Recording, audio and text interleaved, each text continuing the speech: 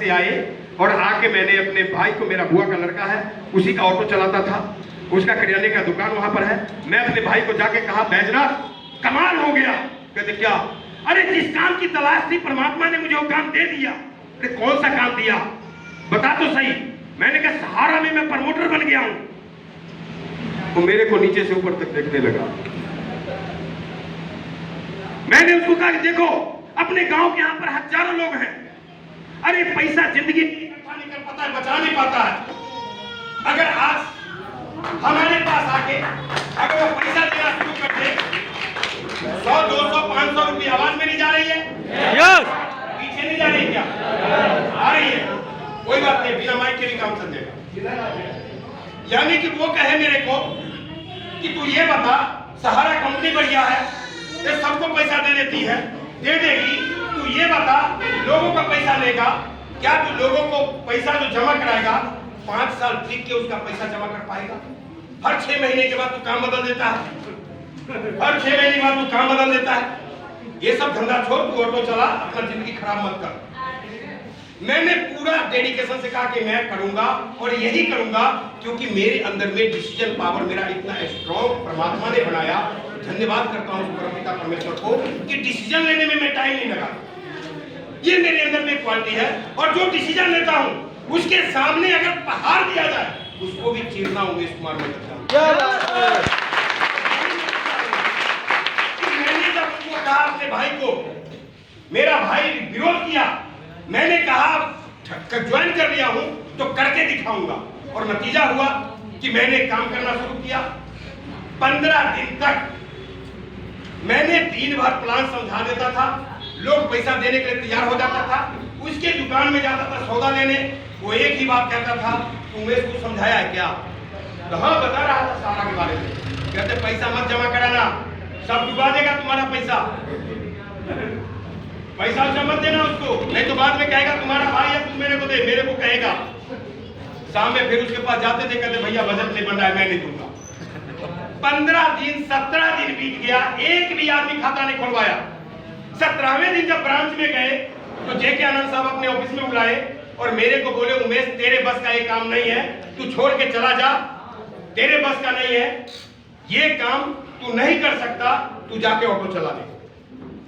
जिंदगी में पहली बार किसी काम के लिए मेरे को ऐसा कहा गया, और उस दिन मेरे को लगा कि ये बात नहीं करे, मेरे को गाली दे रहा है। और मैं उस समय जेके आनंद साहब को एक बात कहे कि सर अगर आप कहते हैं कि मैं नहीं कर पाऊंगा, तो आज मैं आपको यहां से कह के जाता हूं कि जब तक यहां पर नंबर 1 अकाउंट ओपनर कार्यकर्ता में अगर श्यामपट पे मेरा नाम न लिख जाए, उमेश कुमार मंडल पीछे मुड़ के देखने वाला नहीं।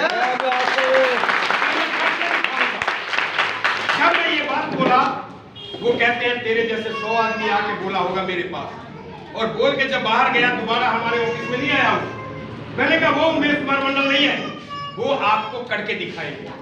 और वो वहां से आए, उनके भी सीनियर थे शिवराम जी के, वो थे सीनियर प्रतापगढ़ के राजेंद्र जी, वो जो 7 नंबर कोड था उनका, राजेंद्र जी के पास गए। बहुत अच्छे इंसान थे, आज इस दुनिया में नहीं है, परमात्मा उनकी आत्मा को शांति दे, बहुत अच्छे इंसान थे। उनके पास गए और उनको बोले सर मुझे 500 रुपया चाहिए। उन्होंने ये नहीं पूछा कि 500 रुपया क्या करोगे, उन्होंने जेब से 500 का नोट निकाला, मेरे को दे दिया। मैंने तुरंत गया और लुधियाना में जगरावा पुल है, उनके उसके नीचे पुराने जूते वगैरह पॉलिश करता मोची, या पुराना जूता को जो ठीक ठाक करके बना के बेचता था, वहां पर गए, एक जूता खरीदा 35 रुपए का, लेदर का बढ़िया, पॉलिश करवाया। 10 रुपये का एक जुराब खरीदा, और व्हाइट पैंट और व्हाइट शर्ट और ब्लैक पैंट का एक कपड़ा खरीदा। और वहीं पर इस्लाम टेलर है शिमलापुरी में, इस्लाम भाई के पास गए, मैंने कहा एक कपड़ा सिल दो, बढ़िया से कपड़ा सिलवाया। सहारा की टाई मांग ली, डायरी मांग ली, सहारा की एक बैग मांग ली सर से, और उसके बाद 165 रुपए का एक साइकिल खरीदा। सन 2003 की बात है। लो आप अंदाजा लगा सकते हैं 165 रुपए का कितना बढ़िया साइकिल रहा। हाँ जी, उस साइकिल को बना के बढ़िया से फिट करके, और डेली सवेरे सो के उठता था, नहा धो के तैयार होके सबसे पहले खाना बनाना सीख गया था। होटल में गया था, सब कुछ एकदम बढ़िया बनाने आ गया था। आज भी खाना बढ़िया बनाता हूँ, और खाना बना के खा के और सुबह 8 बजे रेडी हो जाता था। साइकिल को बढ़िया से पोंछ के एकदम साफ करके, और उसके बाद साइकिल का हवा निकालता। जब हवा निकालते थे तो सारे लोग देख के पागल, ये हवा क्यों निकाल रहे हैं? मैंने कहा बासी हवा है, बासी हवा पे चढ़ना ठीक बात नहीं। लोग पागल यार, पगला गया। ये हवा भी कहीं बासी हुआ क्या? समझिए उस बात को। वे हवा बासी है, इसको निकाल देते थे दोनों चक्का का, और साइकिल को घुड़का के लेके जाते थे। और एक वर्मा जी थे, उनकी साइकिल की दुकान थी, उनके यहाँ जाके कंप्रेसर से हवा भरते थे और 1 रुपया उनको देते थे। उसके बाद पूरे लुधियाना का एक राउंड लगा के और आ जाते थे, और किसी को ये नहीं कहता था तू सहारा में खाता था, किसी को नहीं कहता था। वापस मुड़ के आ जाता था और डेली सवेरे सो के उठता था, वही हवा निकालता था, फिर जाता था वहां पर हवा भरता था, और फिर लुधियाना का एक राउंड लगा के आ जाता था। किसी को नहीं कहता था मरे तो 1 दिन देखा, 2 दिन देखा, 3 दिन देखा। तो कहते हैं लोग जितना दूसरे को सुखी देख के दुखी है, उतना अपने दुख से दुखी नहीं है। मानते इस बात को? Yes sir. ऐसी चीज मेरे साथ हुआ कि जब मैंने हवा निकालता था और जाता था और उसके बाद एक राउंड लगा के आता था, तो मेरे गांव वाले पूछने लगा कि अरे तुम्हारा काम कैसा चल रहा है? जैसे कहा कि काम कैसे चल रहा है, बस मैं कहा एक बार पूछ के तो देखे। जैसे ही पूछा, अरे क्या बात कर तू यार, गजब! अरे इतना बढ़िया काम चल रहा है, इतने खाते खुल रहे हैं कि हम तो उसको संभाल ही नहीं पा रहे हैं। खाता है को बोले अरे तुम नहीं जमा करोगे तो क्या काम नहीं चलेगा? अरे काम तो बड़ी गजब की चल रही है। अब सबका हालत खराब, इसका काम कैसे चल गया? हेलो, नतीजा हुआ कि 7वें दिन जाके मैं हवा भर रहा था, वो वर्मा जी कहते हैं कि पाजी तुसी की कर दे हो पंजाबी में। कभी पंजाब में मुझे किसी ने पाजी नहीं कहा। पहले इंसान था जो मेरे जिंदगी में पंजाब में पहली बार कहा पाजी तुसी की कर दे हो। तो पीछे मुड़ के देखा, किसी और को तो नहीं कहता, पीछे कोई नहीं था। मैंने कहा आपने मेरे को बोला क्या? कहता आहो तुसी की काम कर दे हो पंजाबी। मैंने कहा सहारा टीवी चैनल नहीं चलती है? कहते हाँ। कि भाई उसका मदर डिवीजन है पैरा बैंकिंग, उसमें मैं काम करता हूँ। वो क्या होता है? सहारा 4 इयर्स का प्लान उस समय समझाया, फटाफट कहता 10 रुपए का खाता खोल दो। मेरा एम था उसके पास खोलने का, और उनके पास जाके खाता खोला। वो सोचा मैं तो फंसी रहा हूँ, किसी और को फंसाऊं। एक और अंकल थे जो साइकिल का पंचर लगाते थे, कहते चाचा चाचा हुए देखिए अब उस बैंक में खाता खोलते, सहारा की बैंक है, किसी भी खोलवा लो। वो आए, उनको समझाए, 10 रुपए खाता खोले। तब तक प्रभाकर को बुला के ले आया, खालसा सुख सबसे। उसके बाद वही जसवीर को बुला के ले आया, मिथिलेश को बुला के ले आया, और मैं खाता खोलता गया, वो आदमी को बुलाता गया, और 13 खाते खुलवा दिया। 13 खाते लेके मैंने गया और ब्रांच में जाके मैं जेके आनंद साहब के टेबल पे रखा। मैंने कहा सर आज काम स्टार्ट हो गई, ये लीजिए 13 खाते। जैसे ही 13 खाते जेके आनंद साहब देखे, कहते आज खोले? हाँ। कहते इधर आओ। गए, कहते सर नीचे करो। सर नीचे किए, पीठ पर 5 थापी मारे। कहते मैं ब्राह्मण हूँ, और एक बात बता दूं, आज मेरे दिल कहता है और जुबान दोनों कहता है कि तू जिंदगी में बहुत बड़ा मुकाम हासिल करेगा।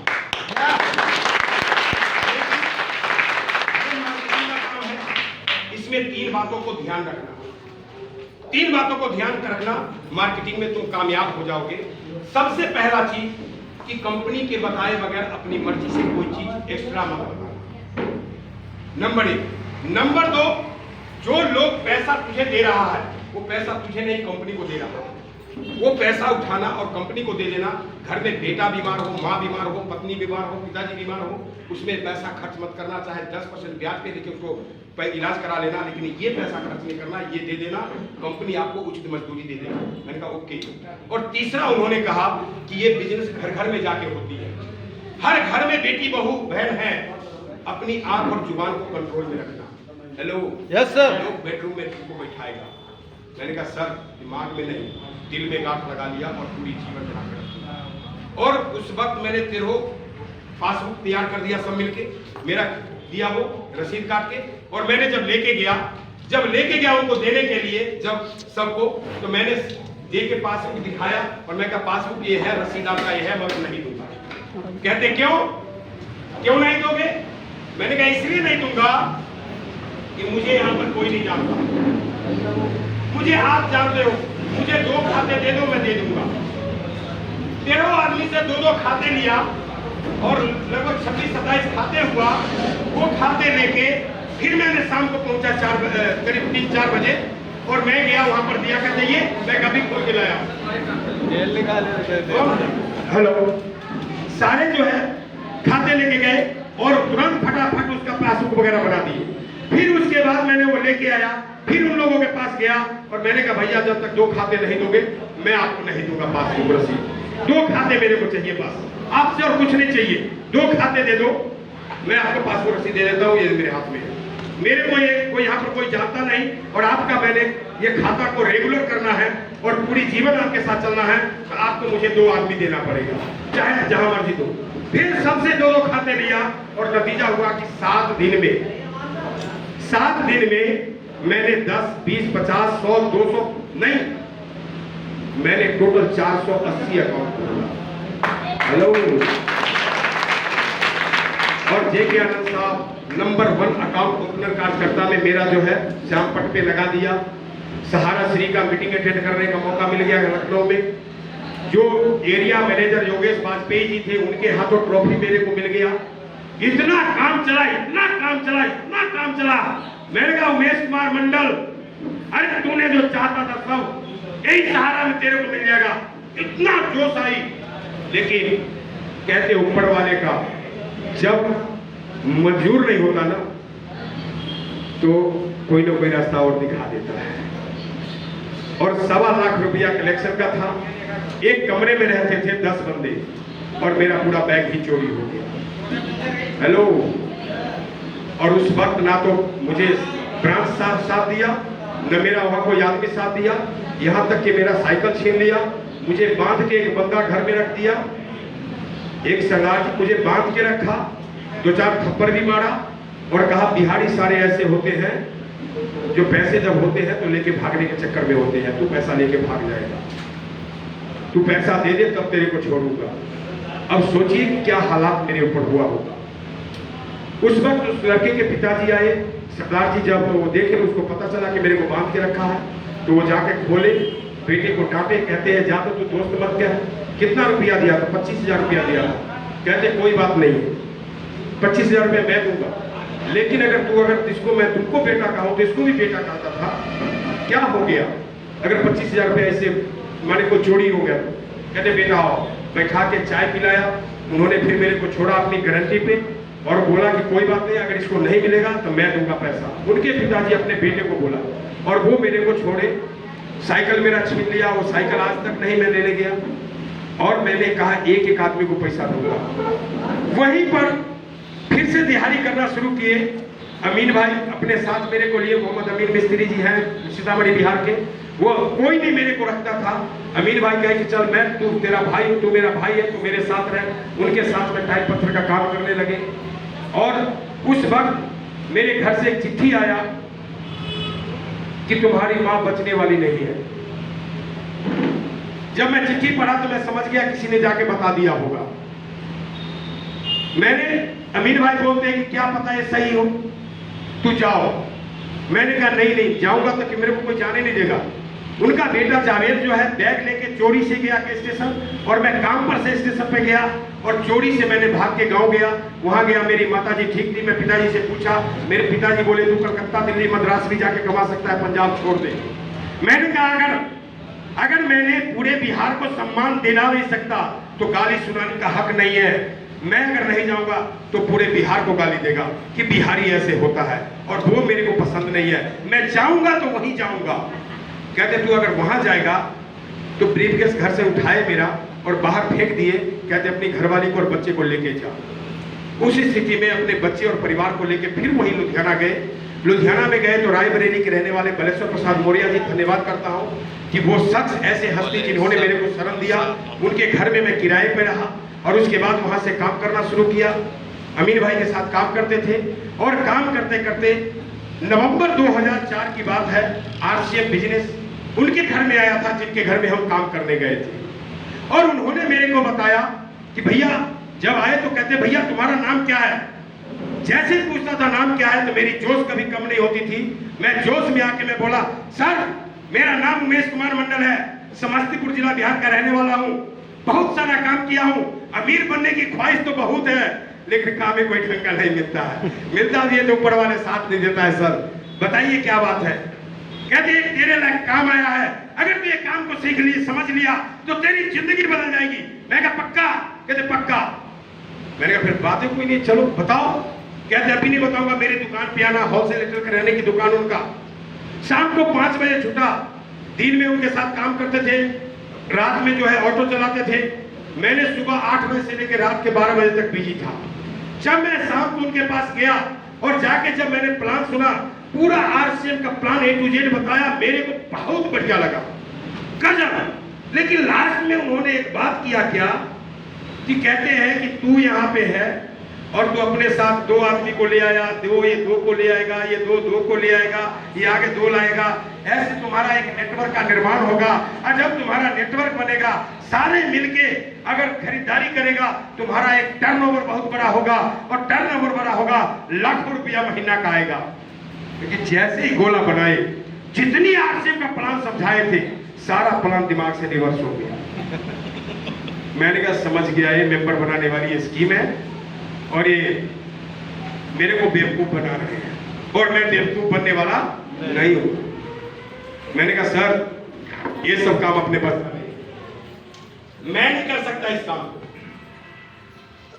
उन्होंने कहा क्यों?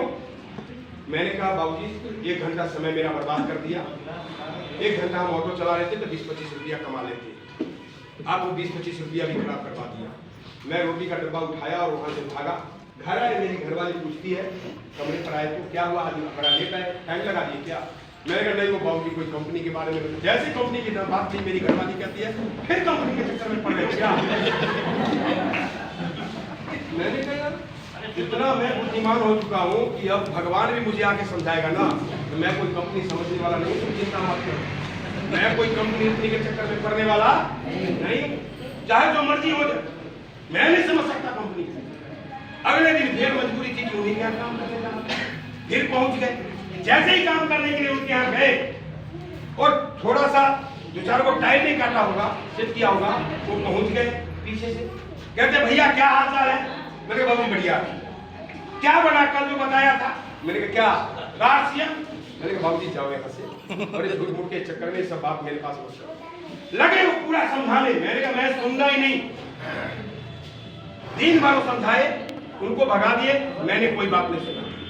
फिर अगले दिन मजबूरी थी कि फिर वही काम करने जाना था, फिर पीछे आ गए। भैया क्या बना? मैंने कहा देखो मैं बहुत इज्जत से बात कर रहा हूँ, यहाँ पर कटर मशीन चलती है, और जा तो कटर मशीन थोड़ा मिस हुआ, मेरा हाथ कट जाएगा, या नहीं तो आपका पत्थर अगर टेढ़ा हो गया तो कहोगे मेरा पत्थर खराब कर दिया। अमीन भाई जाते इसको रखो, इसको कहो यहाँ चला जाए, नहीं तो मैं काम छोड़ के चला जाऊंगा। अब वो कहते हैं कि बाबूजी आप चले जाओ, क्यों एक लेबर मुश्किल से मिला है, ये भी चला जाएगा, आप प्लीज चले जाओ यहाँ से। बड़ी मुश्किल से उसको भगाए। अगले दिन फिर काम करने में फिर मेरे पीछे। मैंने कहा अमीर भाई अब मैं चला। वो उनके पिताजी को जाके बोले कि बाबूजी को भगाओ, नहीं तो मेरा बंदा भाग जाएगा। वो आके कहते तू बंदे को परेशान क्यों करता है? कहते डैडी ये इन्ना दे काम का नहीं है। हेलो, ये इसके काम का नहीं है, बंदा मेरे काम का है, इसको मैं जीवन बदलूंगा। मैंने कहा बाबूजी मैंने बदलना ही नहीं, आप या तो यहाँ से भाग जाओ, तो मैं भाग जाऊंगा। 1 हफ्ता तक मेरे पीछे पड़े रहे। 1 हफ्ते बाद वो कहते हैं कि एक काम कर, तू आज मेरे पास आ, और मैं वादा करता हूं कि आज तू ना कर देगा ना तो मैं कल से तेरे को नहीं परेशान करूंगा। मैं कहा पक्का? कहते पक्का। मैं कहा रोज परेशान करता, आज 1 घंटा समय खराब ही सही, चलो आज जाके ना ही कहते आपसे। 7वें दिन फिर मैं गया। जब फिर वहां गया, वही है राम कहानी, RCM business right concept marketing, खरीदारी करने का सही तरीका, fashion shooting private limited, Bhilwara Rajasthan की कंपनी।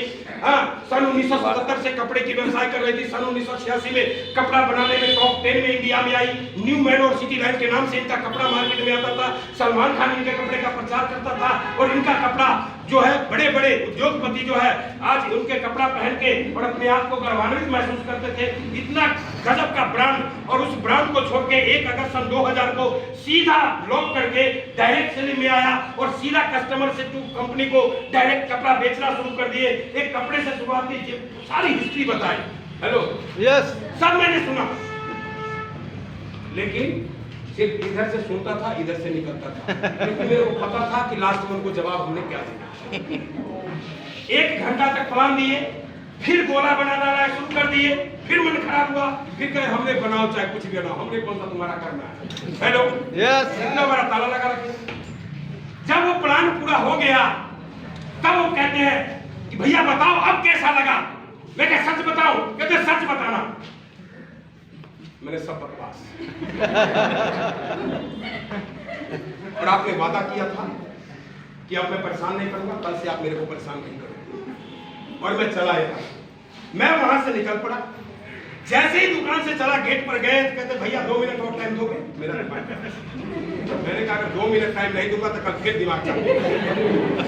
मैं वापस मुड़ा और मैंने कहा 2 मिनट में 5 मिनट का टाइम दूंगा, लेकिन इसके बाद अगर रुकोगे तो कल से काम पर नहीं आऊंगा। कहते ठीक है 2 मिनट ही टाइम चाहिए। मैंने कहा बताओ क्या बात है? कहते भैया तुम मेरी बात को समझते नहीं हो। मान लो कि ये तुम हो, फिर गोला बनाए, क्योंकि गोले से मेरे को बहुत नफरत होता था और जब भी वो बात करते थे तो गोले से ही बात करते थे। फिर वो गोला बनाए। अच्छा गोला बनाए तो मन तो झनक गया, लेकिन फिर कहे तुम जो मर्जी बनाओ, हमने कौन सा हाँ करना है। रिजल्ट अपने को पता है तो हमने क्या उसको जवाब देना है। हेलो सही बात है। मैं फिर गोला बनाए, कहते मान लो कि तू है। मैंने कहा ठीक है जी मान लिया मैं हूं।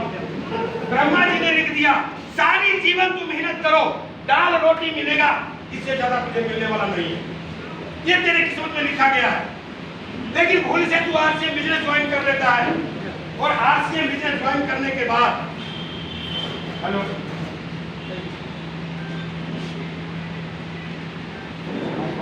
हेलो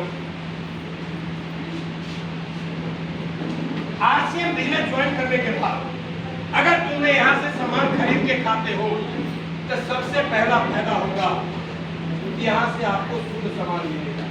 जो भी सामान मिलेगा कैसा मिलेगा? शुद्ध मिलेगा, शुद्ध सामान मिलेगा।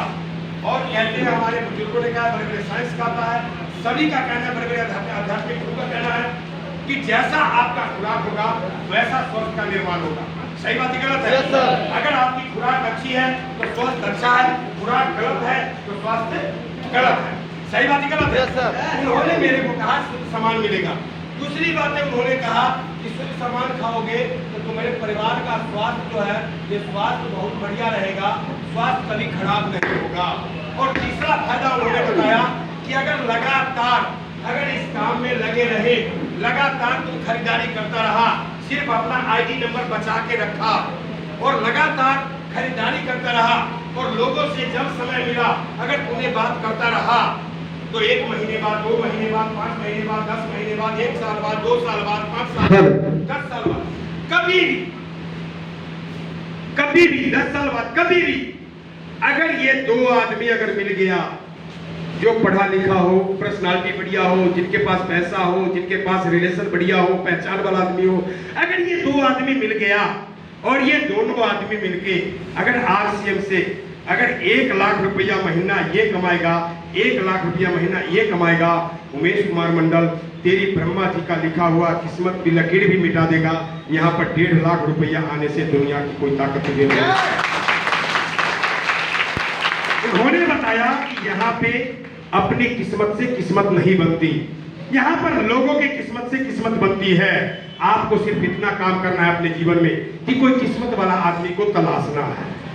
अपने जीवन में सिर्फ एक काम करना है कि एक बढ़िया किस्मत वाला आदमी को तलाशना है और आपके साथ कब कहां कैसा किस्मत वाला आदमी मिल जाए और आपके किस्मत को बदल दे इसका कोई पता नहीं है।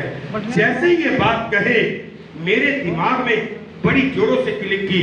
एक उदाहरण के रूप में दिया कि एक बस है, बस में 50 सवारी जा रहा है और 50 सवारी जो है उसमें 49 सवारी ऐसा है जो घोर पापी है, अन्यायी है, जीवन में कभी अच्छा काम नहीं किया, बुराई के सिवाय उनके जुबान से कोई अच्छा ही नहीं निकला।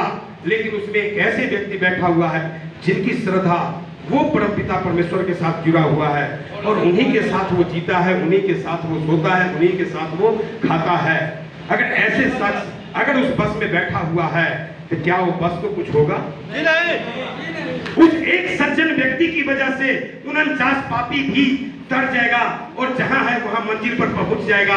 एचटीटी आरसीएम बिजनेस है, तुम्हारी किस्मत में कुछ नहीं है तो ना सही, लेकिन किस्मत वाला कोई आ गया, उमेश कुमार मंडल तेरी जिंदगी बदल देगा। ये आरसीएम बिजनेस है। जैसे ये बात कहे मेरे को ऐसा लगा कि यार इतना बढ़िया चीज है। मेरे को जो ताला में जो इतना बड़ा ताला जो लगा रखे थे उसमें चाबी ढुकाया, वो घुमा तो दिया चाबी, लेकिन कुंडी फिर फंसी थी, कुंडी नहीं खुली। मैंने कहा सर ठीक है आपकी बात मैं मानता हूं, लेकिन ये बिजनेस के प्रोडक्ट को मैं बताने किसके पास जाऊंगा? जो मेरे जानकार के लोग होगा, मेरा नियर डियर होगा, मेरे रिलेटिव होगा, उनको बताने के लिए जाऊंगा। कोई अनजान आदमी को बताऊंगा तो मेरे ऊपर विश्वास नहीं करेगा, कोई नहीं लेगा। सही बात है? Yes sir. अब उस आदमी को जो मैं बताने जाऊंगा तो वो आदमी तब मेरे सामान को लेगा जब सामान अच्छा होगा। मैं तब बता पाऊंगा जब मेरे को तसल्ली होगा। आप मुझे कुछ सामान दो, मैं यूज करके देखता हूं, मेरे को बढ़िया लगा तो मैं बताऊंगा कल। कहते ओके। मेरे को उन्होंने चाय पत्ती और एक साबुन दिए, लेके आया। मैंने सब दिन शाम को आता था, नीमा निर्मा ब्रिज छोकरा, उस समय साबुन चलता था, किसी भी साबुन से नहा लेते थे, कोई फर्क नहीं पड़ता था, नहा के फिर ऑटो लेके निकल जाते थे। लेकिन उस दिन आरसीएम की साबुन से नहाया, पिंक पर के नाम से आती थी उस समय साबुन, एक माने वो लिफाफे में पैक करके आती थी, और साबुन इतना अच्छा लगा। फट से अपने बेटे को बोला, बेटा फटाफट जा एक दूध का पैकेट लेके आ। एक दूध का पैकेट लेके आ। मिसेज को बोला कि ये जो चाय पत्ती लेके आ उसका चाय बनाओ 3-4 कप बढ़िया से। चाय बनाया, और मैंने चाय बनाने के बाद मैंने फटाफट, मेरे घर के बगल में एक सरदार बलजिंदर सिंह जी थे, उनका नट बोल्ट की फैक्ट्री थी, उनसे मेरा बढ़िया रिलेशन था। वो स्कूटर लेके घर से निकले ही थी। मैंने कहा सरदार जी सुनो सुनो, क्या? अरे आओ मैं आपको एक कप चाय पिलाता हूँ। वो रोके आए, घर में कुर्सी तो थी नहीं, चारपाई थी, चारपाई बिछाया, चारपाई पर बिठाए सरदार जी को। मेरे मकान मालिक बलेश्वर प्रसाद मौर्य जी, उनको बोले अंकल जी आप भी आओ चाय पीने के लिए। उनको भी चाय पीने के लिए इनवाइट किया। दोनों आदमी को स्टील के गिलास में चाय दिया, पंजाबी स्टाइल में। हेलो, यहाँ पर कप में मिलती है, वहाँ पर स्टील के गिलास में कप में देते हैं, तो वहाँ पर कहेंगे कि यार क्या बेइज्जती कर रहे हो। वहाँ स्टील के गिलास में होती है, थोड़ा सा भर के हो चाय तो फिर मजा आता है। हाँ जी, सही बात। चाय दिया, दोनों आदमी चाय पिए। मेरे मकान वाले तक कुछ नहीं बोले। वो सरदार जी कहते हैं कि उमेश एक बात बताओ, इतना दिन रहते को हो गया, कभी तूने चाय के लिए नहीं पूछा, आज क्या बात है जो चाय के लिए पूछा?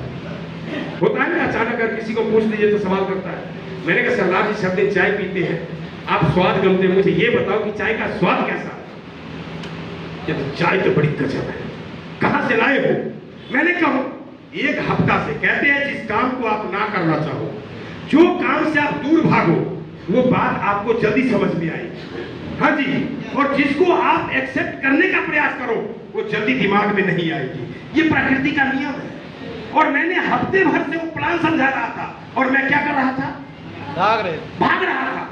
ये बातें मेरे को याद हो गया, फटाफट मैंने मौखिक प्लान उनको समझा दिया जो उन्होंने समझाया था। मैंने कंपनियां भीलवाड़ा राजस्थान की, वो डायरेक्ट चाय बनाती है, सीधा कस्टमर को देती है। कोई टेलीविजन अखबार रेडियो में जिनमें प्रचार नहीं आती है, कोई हीरो हीरोइन को पैसा नहीं देती है, सीधा कस्टमर को देती है। नतीजा ये है कि ये मात्र 100 रुपए किलो चाय है। 2004 की बात है। कहते मात्र 100 रुपए किलो है, और क्या? कहते 100 का नोट निकाले, कहते मेरे लिए 1 किलो लेके आना। मैंने कहा इतना ही नहीं तो अगर अपना कार्ड बनवा लो तो 20% फिर कमीशन आएगा। उस समय एमआरपी में कितना कमीशन मिलता? कहते 20% का मतलब 20 रुपए आएगा, और क्या? कहते तेरा कार्ड बन गया। मैंने कहा मेरा नहीं बना। कहते तू बनवा क्या? अगर तेरा बन गया ना तो मैं बनवा लूंगा।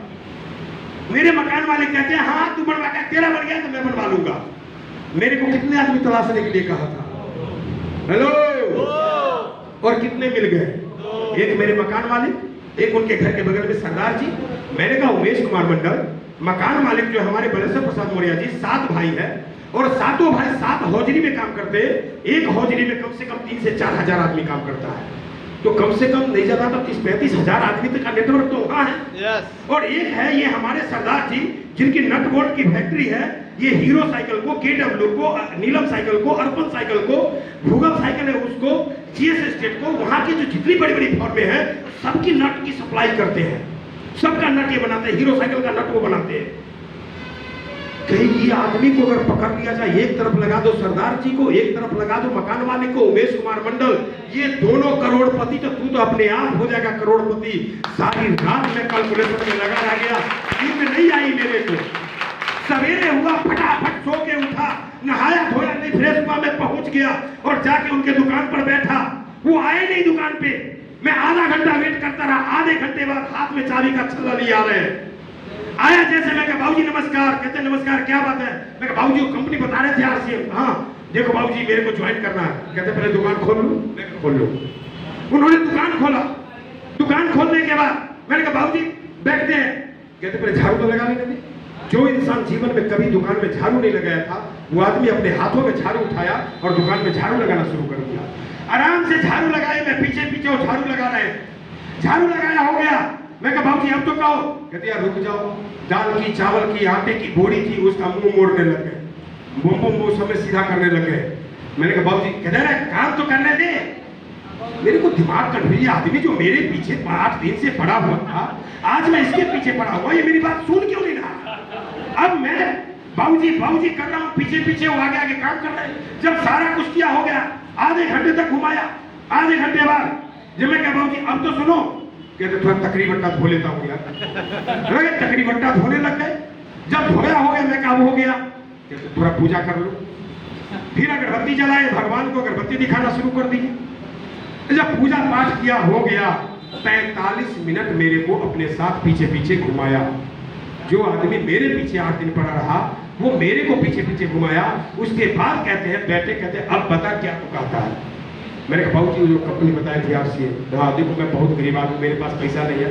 ईमानदारी, वफादारी, सच्चाई से जब इनकम आएगा पहला मैं आपको दूंगा। आप मेरा 1500 रुपया लगा दो। उस समय 1500 का किट मिलता था, और मेरे को किट दे दो और मैं ईमानदारी से आपको पैसा वापस कर दूंगा। आप मेरी ज्वाइनिंग करा दो। उठ गया सर, बिहारी है ज्वाइन करने के लिए।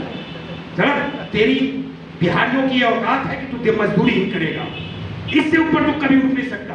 अरे करोड़पति बनने के लिए आया है, चल तेरे जैसे आदमी की जरूरत नहीं है, उठ जा।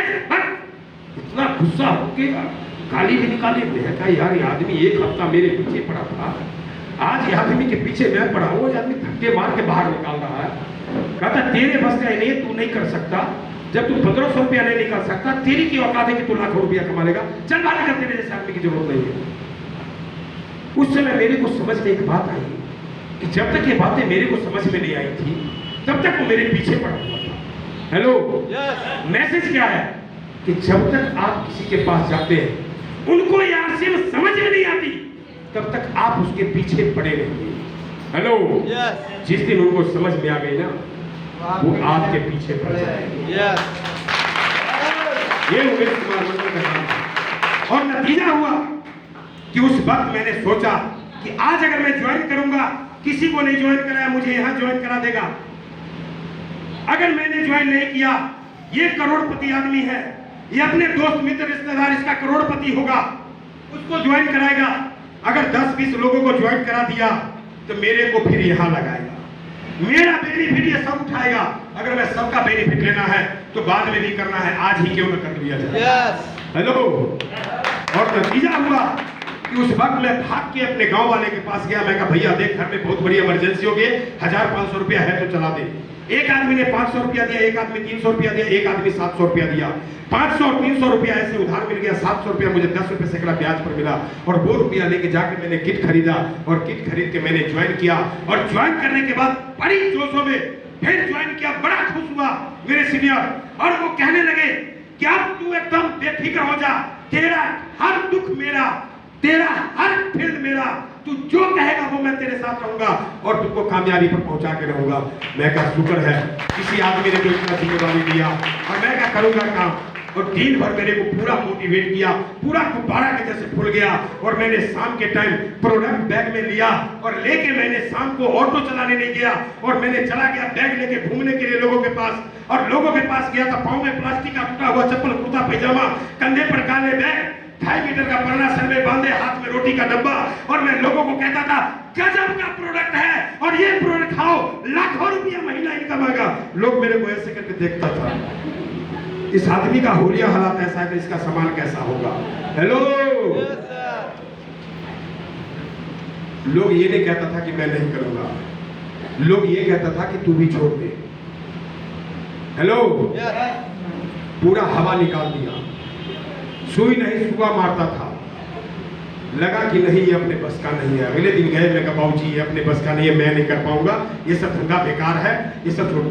फिर मेरे को उन्होंने दिन भर समझाया कि बेटा इस दुनिया में जितने भी अमीर हैं, इस दुनिया में जितने भी इतिहासकार हैं, उनकी हिस्ट्री उठा के देखो, हर एक आदमी दर्द की कोख से पैदा लिया है, तभी जाकर के वो एक इतिहासकार बना है, दर्द झेल के निकला है तभी वो अमीर बना है। अगर वो दर्द को तू नहीं झेलेगा कैसे तेरा इतिहास बनेगा? अगर तू इतिहास अपना बनाना चाहता है तो यही तो थपेड़े खाने हैं। अगर तू थपेड़े खा लिया बेटा तू बहुत बड़ा आदमी बनेगा। कोई बात नहीं, शाबाश, आज फिर जाना, फिर मोटिवेट किया, अगले दिन फिर पूरा गुब्बारा के जैसे फूला और फिर मैं फील्ड में चला गया। जैसे फील्ड में गया लोगों ने सुई नहीं सुआ मार के मेरे को हवा फेर निकाल दिया। मेरे को 2 दिन जब घुमा ना तो मेरे को लगा कि इससे बेकार काम कोई और नहीं है और ये ना अब ये नहीं करूंगा, खुद खरीद के खाऊंगा ठीक है, लेकिन मैं किसी को बताने नहीं जाऊंगा। एकदम संकल्प ले लिया। अगले दिन मैंने बैग लेके जाता था, बैग लेके नहीं गया, बैग घर पे छोड़ दिया और ऐसे ही गया। कहते आज बैग लेके नहीं आया।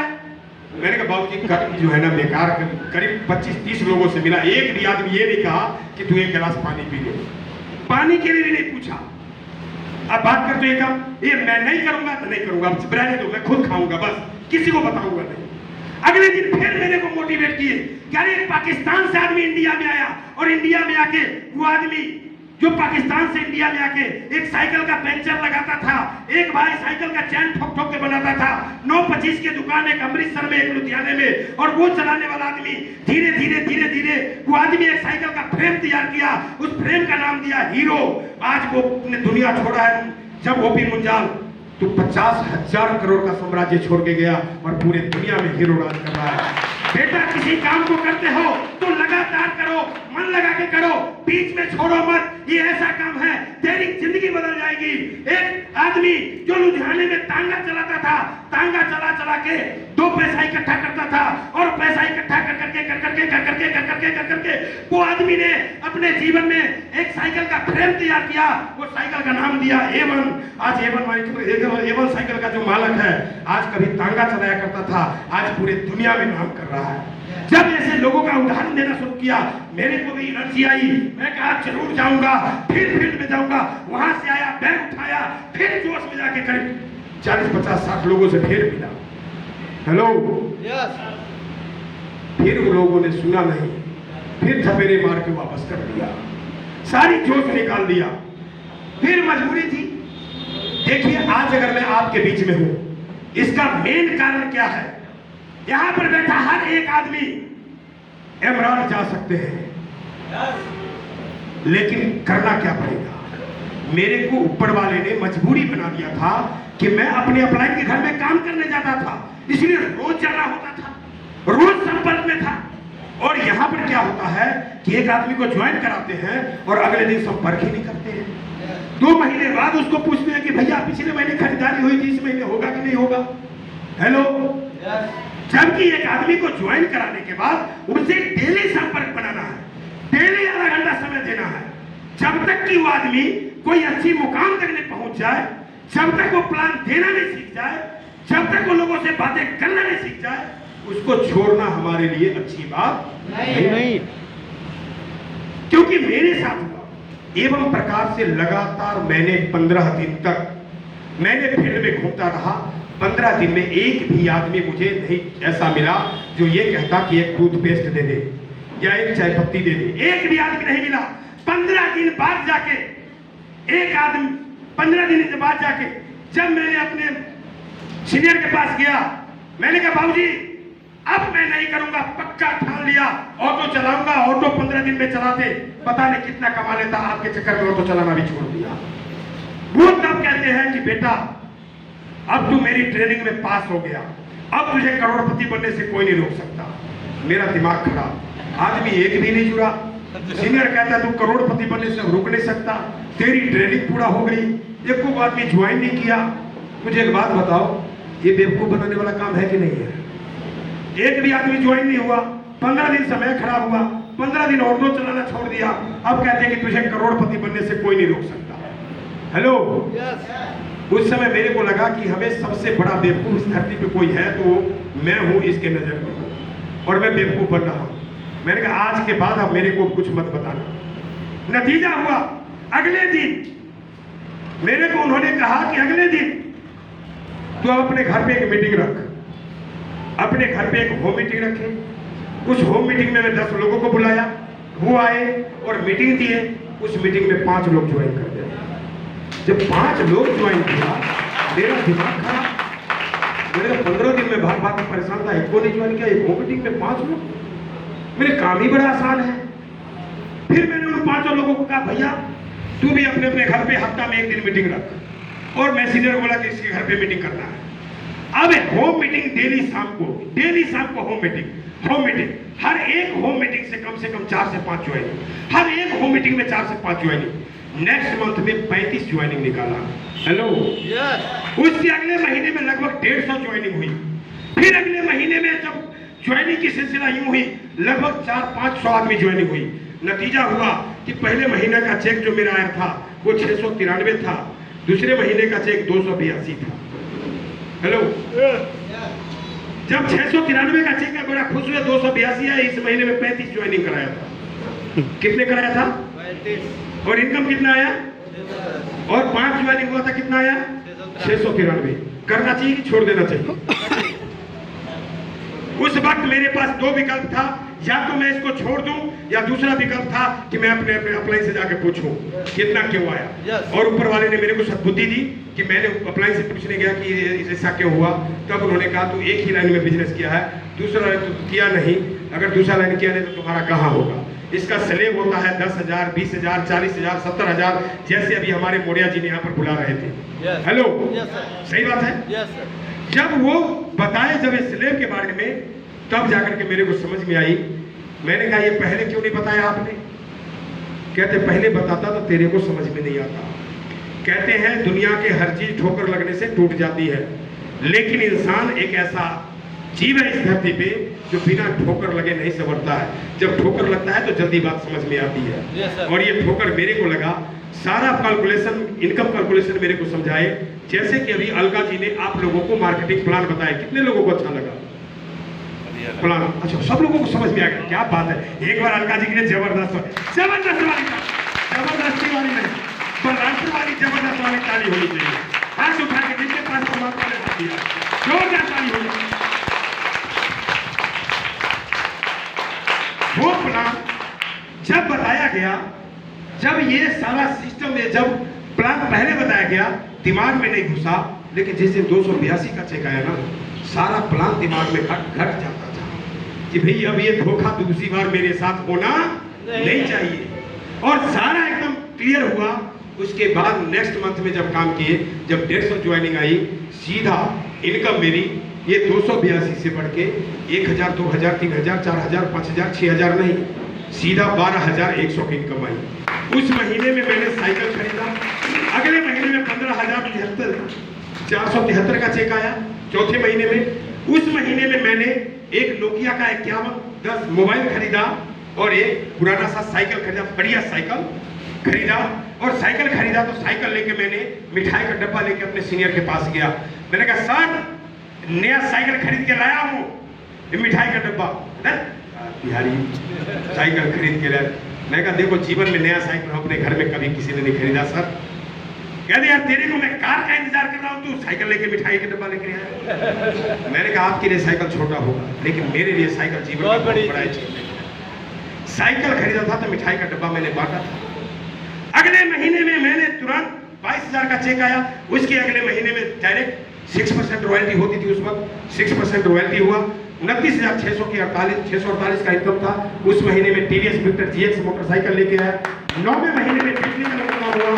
उस महीने में मैं 100 गज का प्लाट खरीदा, शानदार घर बनाया। और मेरे घर पे मोरिया जी जाके आ चुके हैं, गए थे, घर पे रह के आए हैं। और उसके बाद 6 मार्च 2006 को टाटा मोटर से नया इंडिका डीएजी टर्बो एसी गाड़ी लेके आए। क्या बात। हेलो उसके बाद 2.5 साल चले। उसके बाद इंडिगो सीएस लेके आया टॉप मॉडल का। उसके बाद 2.5-3 साल चले, फिर हटाए क्योंकि नई गाड़ी पर चढ़ने की आदत लग गई थी। फिर रिट्ज वीडीआई लेके आए। फिर रीडी मीडिया 2-2.5 साल चले, फिर उसको हटा दिए। उसके बाद डिजायर लेके आया और डिजायर पूरा यूपी बिहार बंगाल तक घुमाया, नेपाल तक घुमाया और डिजायर चेंज किया। अब जो है गाड़ी, अभी तो मेरा बेटा फोर्ड फिगो ले आया है, लेकिन अपनी जो है उम्मीद, अपनी जो मेरा तमन्ना है कि ये सितंबर से पहले पहले अपने पास BMW की तैयारी है। ये मजदूरी करने वाला आदमी कभी एक साइकिल खरीद के मिठाई का डब्बा खुशी से लोगों को खिलाया था, आज BMW पे उतनी खुशी नहीं हो रही है। क्योंकि मेरा बेटा जो है, जब मैं चंडीगढ़ में जब देखता हूँ चंडीगढ़ सिटी को, तो कहते हैं यहाँ पर कौन लोग रहते होंगे। आज मेरा बेटा जहाँ पर है कहता है पापा यहाँ पर अब रहना मेरे को अच्छा नहीं लगता, मैं बाहर जा रहा हूँ जमीन लेने के लिए। तो मैं सोचा कहीं लेगा, अपना कमाता है, लेगा, ले लेगा। मैंने कहा जाओ बेटा ले लो। उसने जाके सेक्टर 31 पंचकुला में जाके जमीन 200 गज खरीद लिया 70 लाख का। हेलो, उसने 1 रुपया मैंने नहीं दिया, मेरा बेटा का खुद का कमाई है। हेलो, सोच के देखिए, शेर के घर में शेर पैदा होता है, ये मेरे पहली बार पता चला। हाँ जी, चूहे के घर में कभी शेर पैदा नहीं होता। आप क्या है, बाकी लोग नहीं बोल रहे हो क्या है साहब जी? अरे अपने आप को तो कम से कम आप शेर कहो। दुनिया कहे या ना कहे, लेकिन हम तो अपने आप को शेर हैं। और वो बनने का मौका दुनिया में जितने भी काम कर ले, जितने भी काम कर ले, हर काम में आपका विरोधी मिलेगा, हर काम में आपको एक कंडीशन मिलेगा। लेकिन दुनिया का एक मात्र आपसे बिजनेस ऐसा है जहां पे कोई कंडीशन नहीं है, कोई विरोधी नहीं है। साहब आपके इसमें से कोई ऐसा एक आदमी नहीं है जो मेरे डाउनलाइन का बैठा हुआ हो। लेकिन आज भी मेरा दिल करता है कि यहाँ पर बैठे हर एक आदमी आरसीएम का डायमंड बने और आपको डायमंड बनने पर खुशी दे। ये आरसीएम बिजनेस का कमाल है साहब। आरसीएम बिजनेस में ये पावर है कि यहाँ पे जबरदस्ती लोगों के पास जाके कहता है मेरे पास आओ, मैं करोड़पति बना दूंगा। वो भले खुद ही करोड़पति नहीं है, खुद नहीं है, लेकिन आपको जरूर कहेगा करोड़पति बना दूंगा। बाहर कोई कहा आज तक आप लोगों को खुशी? यहाँ कहा जाता है साहब। यहाँ पर मेरे को बताया गया और नतीजा हुआ कि इस सिस्टम से 1 महीने की इनकम 75 रुपया मजदूरी करने वाला आदमी 1,79,000 की 1 महीने की इनकम उठाया। और टोटल इनकम की अगर मैं बात करूं कि सिस्टम से लगभग मैंने 2.25 करोड़ रुपया से ऊपर कमाया। लेकिन आपको मैं बता दूं, पैसा तो सब कमाता है, पैसा मैंने कमाता था, कमाया, अभी भी कमा रहा हूं। लेकिन मेरे उस परमपिता परमेश्वर को धन्यवाद करता हूं कि जो इंसान मेरे को ज्वाइन कराया, आज वो हमारे सिस्टम में नहीं है, लेकिन आज भी मेरे गुरु हैं। आज भी उनसे मैं पूरा सीख लेता हूं, आज भी उनसे मिलता हूं और आज भी उनको आदर्श मानता हूं। और वो शख्स मेरे को जब भी चेक आता था, जबरदस्ती मेरा कॉलर पकड़ के खींचता था और कहता था 10% उसका पैसा मेरे को दे। कितना? 10%। चेक का 10% मेरे को दे, नहीं देगा नहीं जाऊंगा, चल चेक काट। और जैसे चेक देता था 1 घंटे के बाद अकाउंट से डेबिट। 10% रुपया जबरदस्ती छीन के ले जाता था और चेक ले जाता था। पैसा को कहाँ इन्वेस्ट करता है, क्या करता है, मेरे को नहीं पता। 6 महीने बाद कहते थे कि एक काम कर, कचहरी में आ जा, आधार कार्ड लेके। क्या करना है? एक प्लाट तेरा लेके दे रहा हूँ, उसमें रजिस्ट्री कराना है।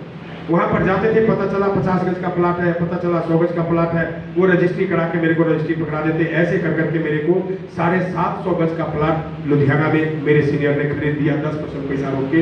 और जो मैंने पैसा 90% रखा, उसमें 90 पैसा भी नहीं बचा हुआ। हेलो, मैं 90% रुपया उड़ा दिया, लेकिन वो 10% जबरदस्ती ले लेके और 750 गज प्लाट वो बना के वहां रख दिया।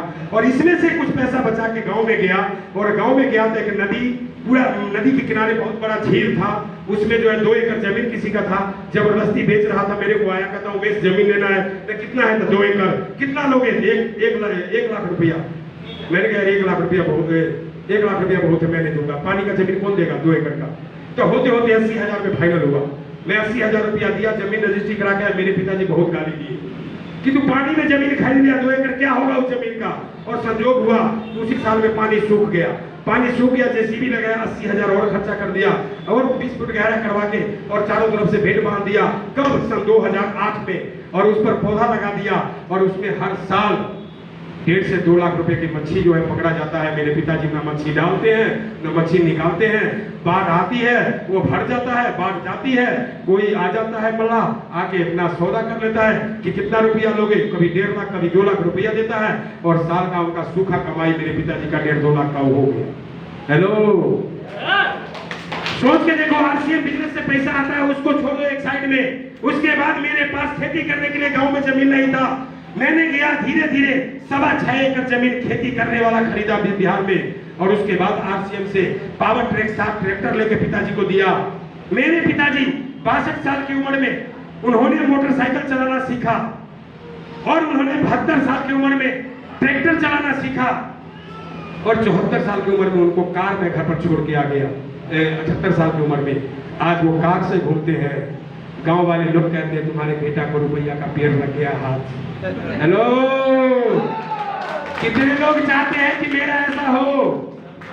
चाहते हैं तो टूट पड़ो, टूट पड़ो, टूट पड़ो। क्यों? क्योंकि यहाँ पर आपके काम करने का कोई कंडीशन नहीं है मेरे भाई। यहाँ पर काम करने का कोई कंडीशन नहीं है। पूरा इंडिया ओपन है, जहां मर्जी जाके आप काम कर सकते हो, किसी के साथ कर सकते हो, पढ़े लिखे के साथ, अनपढ़ के साथ, गरीब के साथ, अमीर के साथ, लेडीज के साथ, जेंट्स के साथ। आपको मैं बता दूं, गवर्नमेंट एम्प्लॉयड है उनके साथ, प्राइवेट एम्प्लॉयड है उनके साथ, किसी के भी साथ आप कर सकते हो। आपको कोई बंदिश नहीं है। त्रिलोकचंद छाबड़ा जी कहते हैं कि मैं आपको ब्लैंक चेक दे दिया हूं। कौन सा check? Blank check. Blank check, खाली चेक में आपको दे दिया हूं। आप अमाउंट भर लो, कितना लेना है? 10,000 लेना है, 1 लाख लेना है, 10 लाख लेना है, 10 करोड़ लेना है, आप अमाउंट भरो और उस लायक आप काम करो। मुझे एक बात बताओ, अगर ओपन मार्केट में अगर हमें सारा कुछ ओपन कर दिया गया हो तो उसमें बैठना, कंडीशन अपने ऊपर लगाना गलत बात है या सही है? सही है, सही है। अपने ऊपर कंडीशन लगाना सही है? गलत बात है साहब, गलत बात है अपने ऊपर कंडीशन लगाना। आज अगर आप चाहें तो आज यहाँ पर बैठा हर एक आदमी इस महीने में आप रॉयल्टी अचीवर बन सकते हैं। हर एक आदमी इस महीने अपना अपना इनकम 20,000 से ऊपर कर सकते हैं। इसके लिए करना क्या होगा?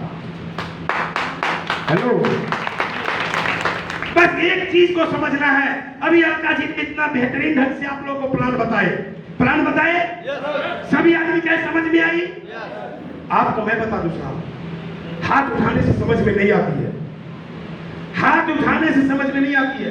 बगल वाले हाथ उठा रहा है तो कह चलो हम भी उठा देते हैं, नहीं उठाएगा तो कहेगा कि देखो नहीं उठा रहा। हाँ जी, हाथ उठाने से नहीं आता साहब।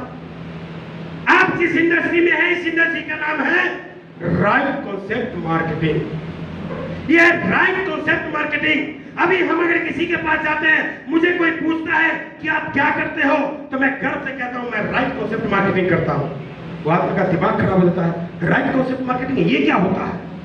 अरे मैं राइट कॉन्सेप्ट मार्केटिंग कर रहा हूं, ये क्या होता है? मैं बाजार करने का सही तरीका मैं कर रहा हूं और लोगों को सही तरीका करने को सिखा रहा हूं और लोगों को लेके आ रहा हूं। तो क्या वो बाजार में खरीदारी करते हैं? WCM है यार, रॉन्ग कॉन्सेप्ट मार्केटिंग है। बाजार में जो तरीका है ये पूरा गलत तरीका है। ये राइट कॉन्सेप्ट मार्केटिंग है, वो WCM है, रॉन्ग कॉन्सेप्ट मार्केटिंग है। पूछता है कैसे? पूछता है कैसे? शॉर्टकट में बताता हूं, शॉर्टकट में बताता हूं कि वो गलत तरीका कैसे है। बाजार में जो आदमी सामान बेचता है वो बनाता नहीं है। बाजार में जो सामान बेचता है वो बनाता नहीं है, और जो बनाता है वो बेचता नहीं है। सही बात है गलत? Yes sir. बाजार में जो सामान बनाता है वो बेचता नहीं है, जो बेचता है वो बनाता नहीं है, और सबसे बड़ी विडंबना ये है कि उस सामान का जो प्रचार करता है वो खुद यूज नहीं करता है। यस। Hello, yes. क्या ये सही तरीका है? No sir. ईमानदारी से बताओ, सही तरीका है? No sir. अब सोचो, इस बात को कितने लोग पहले से जानते थे? हम सभी लोग जानते हैं कि दुकानदार नहीं बनाता। हम सभी लोग जानते हैं कि फैक्ट्री वाला हमको नहीं बेचता। हम सभी लोग जानते हैं कि जो टेलीविजन में प्रचार करता है वो सामान को यूज नहीं करता। लेकिन फिर भी हमारी मजबूरी थी, वहां से हम खरीदते रहे, और वो खरीदने का नतीजा ये हुआ कि हिंदुस्तान के किसी भी शहर में जाके देखो, 5 स्टार होटल से बढ़िया सबसे बड़ा बिल्डिंग अगर कहीं पर मिलेगा तो वो हॉस्पिटल है। और उस हॉस्पिटल में जाके देखो, एक भी बेड खाली नहीं, सारा बेड फुल है। और बेड फुल कौन कर रखा है? आम हम आपके जैसे गरीब आदमी नहीं। वहां पर वो बेड फुल कर रखे हैं जो करोड़पति अरबपति है। हार्ट को लेके वो बैठा हुआ है, किडनी को लेके वो बैठा हुआ है, ट्यूमर को लेके वो बैठा हुआ है, पैरालाइसिस को लेके वो बैठा हुआ है। गरीब आदमी तो हॉस्पिटल तक पहुंच ही नहीं पा रहा। हेलो।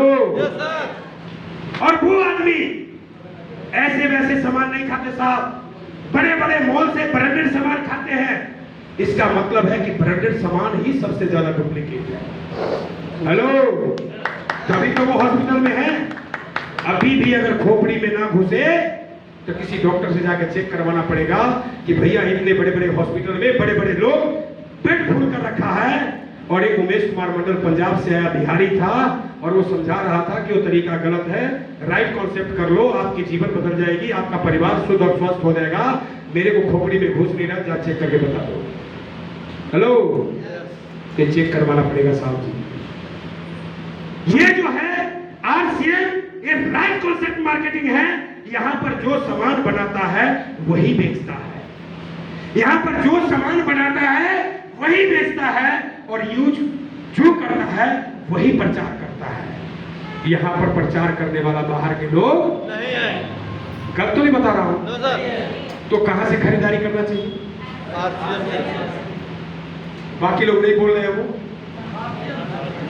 कहां से करना चाहिए साहब? अच्छा एक बात बताइए, मेरी आवाज आप लोग तक जा रही है? कितने लोगों तक जा रही है? लेकिन आप लोगों की आवाज मेरे तक नहीं आ रही। मुझे लगता है कि मैं बलरामपुर के रहने वाला हूं, आप लोग लुधियाना से सुनने आए। हाँ जी, आवाज क्यों नहीं आ रही है साहब आप लोग को? कहां से खरीदारी करना चाहिए? यस, आरसीएम से। आरसीएम से खरीदारी ही करना है। बल्कि अगर आपने, मैं कहा ना कि यहाँ पर बैठे हर एक आदमी रॉयल्टी बन सकते हैं। इस महीने हर एक आदमी की इनकम 20,000 से ऊपर की इनकम हो सकती है महीने की। फार्मूला बता दूं? कुछ लोग कहते हैं उसको बाद में बता दूं। नहीं बोले, बता दूं? भाई आवाज देखो, बोल को जितना जोर से दीवार में मारोगे उतना ही जोर से वापस आएगा। हाँ जी।